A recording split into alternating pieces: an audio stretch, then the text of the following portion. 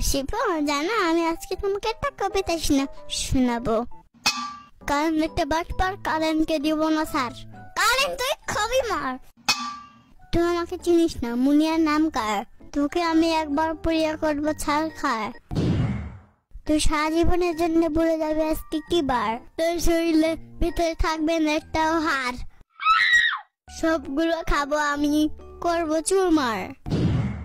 সুন্দর না কবিতা? তুমি যে পুষ্কিন্দ্রনাথ ঠাকুর সেটা আবার প্রমাণ করে দিলা। আর একটা শুনবা? বলো দেখি শুনি। বলবো না, হে আমার জি হে।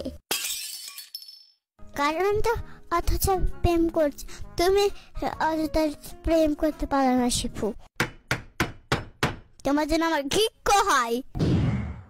সবই বুঝতে পারলাম, কিন্তু এই ঘৃক্ষ মানে আবার কি? আরে পাগলা, এটাই জানে না। এটা তো মুরগি, মুরগি তো দূরের কথা, মুরগি তো ডিমও পারবে। আচ্ছা, মুরগিকেও বলতে হবে না, আবার মুরগির ডিমকেও বলতে হবে না। আপাতত তুমিই বলো এটার মানেটা কি? ঘৃণা আর দুঃখ একসাথে মিললে হয়, ঘৃক্ষ। আগে জানতাম তুমি নিউটনের খালাতো বোন। এতদিন শুনে আসছি তুমি নাকি রবীন্দ্রনাথ ঠাকুরের ছোট বোন, পুষ্কিন্দ্রনাথ ঠাকুর।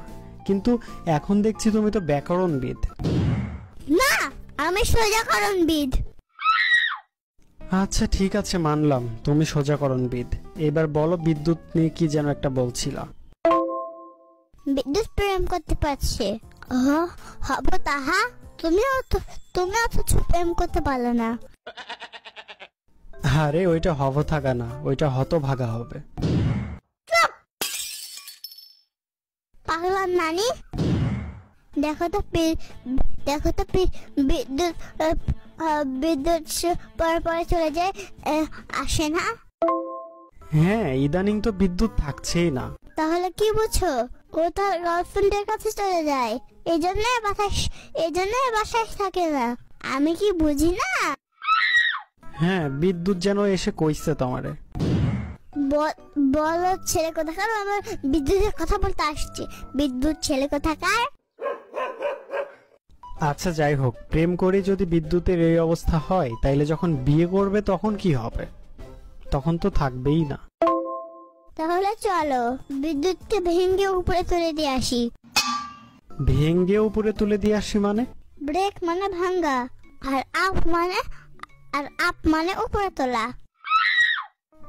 আমরা ওদের ব্রেকআপ করে দেবো। আমরা ওর